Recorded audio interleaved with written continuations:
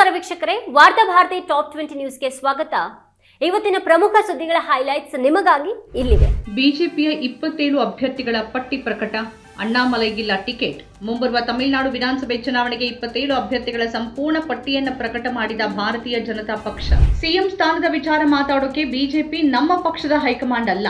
ಸೋಮಣ್ಣ ಬಿಜೆಪಿಯಲ್ಲಿ ಕೆಲಸ ಇಲ್ಲದೆ ಇರುವ ಸಚಿವ ಎಂದ ಸಿದ್ದರಾಮಯ್ಯ. ಬಿಜೆಪಿ ವಿರುದ್ಧ ನೇರವಾಗಿ ನೀವು ಪ್ರಶ್ನಿಸ್ತಿಲ್ಲ. ಮುಖ್ಯ ಚುನಾವಣಾ ಆಯುಕ್ತರ ವಿರುದ್ಧದ ನಿರ್ಣಯಕ್ಕೂ ಸಹಿ ಮಾಡಲಿಲ್ಲ.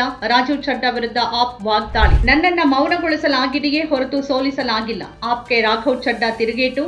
ರಾಜ್ಯಸಭಾ ಉಪನಾಯಕನ ಹುದ್ದೆಯಿಂದ ವಜಾಗೊಳಿಸಿದ್ದಕ್ಕೆ ಪ್ರತಿಕ್ರಿಯೆ. ಮಧ್ಯೆ ಇರಾನ್ ಮೇಲೆ ಹಾರ್ತಾ ಇದ್ದ ಅಮೆರಿಕದ ಎರಡನೇ F-35 ಯುದ್ಧ ವಿಮಾನವನ್ನ ಹೊಡೆದುರುಳಿಸಿರುವುದಾಗಿ ಹೇಳಿಕೊಂಡ ಇರಾನ್ನ ಇಸ್ಲಾಮಿಕ್ ರೆವಲ್ಯೂಷನರಿ ಗಾರ್ಡ್ ಕಾರ್ಪ್ಸ್. ಅಮೆರಿಕದ ಸೇನಾ ಮುಖ್ಯಸ್ಥ ಜನರಲ್ ರಾಂಡಿ ಜಾರ್ಜ್ ಅವರನ್ನ ಹುದ್ದೆಯಿಂದ ತೆರವುಗೊಳಿಸಿ ತಕ್ಷಣ ನಿವೃತ್ತಿ ಪಡೆಯುವಂತೆ ಸೂಚಿಸಿದ ರಕ್ಷಣಾ ಕಾರ್ಯದರ್ಶಿ ಪೀಟ್ ಹೆಕ್ಸೆಟ್. ಅಲ್ ಅಹಮದಿಯಲ್ಲಿರುವ ತೈಲ ಸಂಸ್ಕರಣಾಗಾರಕ್ಕೆ ಶುಕ್ರವಾರ ಬೆಳಗಿನ ಜಾವ ಡ್ರೋನ್ ದಾಳಿ ನಡೆದಿದೆ ಅಂತ ತಿಳಿಸಿದ ಕುವೈತ್ನ ಸರ್ಕಾರಿ ಸುದ್ದಿ ಸಂಸ್ಥೆ. ರಾಜ್ಯಗಳು ಪಡೆಯುವ ಸಾಲದ ಮೊತ್ತವನ್ನು ನಿಗದಿಪಡಿಸುವುದು ಕೇಂದ್ರ ಸರ್ಕಾರ. ಬಿಜೆಪಿ ನೇತೃತ್ವದ ಕೇಂದ್ರ ಸರ್ಕಾರ ನಿಗದಿಪಡಿಸಿದಷ್ಟೇ ಸಾಲವನ್ನು ರಾಜ್ಯ ಸರ್ಕಾರ ಮಾಡಿದೆ ಎಂದ ಮುಖ್ಯಮಂತ್ರಿ ಸಿದ್ದರಾಮಯ್ಯ. ಅಗತ್ಯ ವಸ್ತುಗಳ ಬೆಲೆ ಏರಿಕೆಯ ಮೂಲಕ ಜನರ ಮೇಲೆ ಕೇಂದ್ರ ಸರ್ಕಾರ ಹೇರಿದ ಆರ್ಥಿಕ ಹೊರೆಯನ್ನು ಇಳಿಸುವ ಉದ್ದೇಶದಿಂದ ರಾಜ್ಯ ಸರ್ಕಾರ ಸಾಲ ಮಾಡಿದೆ.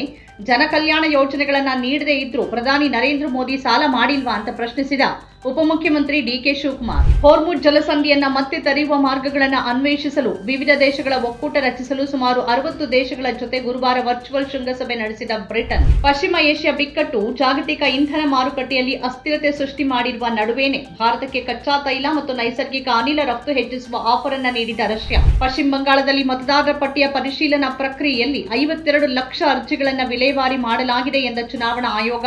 8ನೇ ಕರಡು ಪಟ್ಟಿಯೂ ಪ್ರಕಟ. ಚೆಕ್ ಬೌನ್ಸ್ ಪ್ರಕರಣ. ಬಾಲಿವುಡ್ ನಟ ರಾಜ್ಪಾಲ್ ಯಾದವ್ಗೆ ಮರುಪಾವತಿಗೆ ಅವಧಿ ನಿರಾಕರಣೆ. ತೀರ್ಪು ಕಾಯ್ದಿರಿಸಿದ ದಿಲ್ಲಿ ಹೈಕೋರ್ಟ್. ಎಪ್ಸ್ಟೀನ್ ಕಡತ ಪ್ರಕರಣದ ತನಿಖೆಯನ್ನು ಸಮರ್ಪಕವಾಗಿ ನಿರ್ವಹಿಸುತ್ತಿಲ್ಲ ಎಂಬ ಆರೋಪಗಳು ವ್ಯಾಪಕವಾಗಿ ಕೇಳಿಬಂದ ಹಿನ್ನೆಲೆಯಲ್ಲಿ ಅಟಾರ್ನಿ ಜನರಲ್ ಪಾಮ್ ಬೋಂಡಿ ಅವರನ್ನ ಹುದ್ದೆಯಿಂದ ವಜಾಗೊಳಿಸಿ ಆದೇಶ ಹೊರಡಿಸಿದ ಅಮೆರಿಕ ಅಧ್ಯಕ್ಷ ಡೊನಾಲ್ಡ್ ಟ್ರಂಪ್. ಪಶ್ಚಿಮ ಏಷ್ಯಾ ಸಂಘರ್ಷದಿಂದ ಉಂಟಾಗಿರುವ ಎಲ್ಪಿಜಿ ಸಮಸ್ಯೆ ಮತ್ತು ಭವಿಷ್ಯದ ಇಂಧನ ಕೊರತೆಯನ್ನು ದೃಷ್ಟಿಯಲ್ಲಿಟ್ಟುಕೊಂಡು ಇಂಡಕ್ಷನ್ ಬಳಕೆಯನ್ನು ಉತ್ತೇಜಿಸುವ ಕುರಿತು ಸಭೆ ಕರೆದ ಕೇಂದ್ರ ಸರ್ಕಾರ.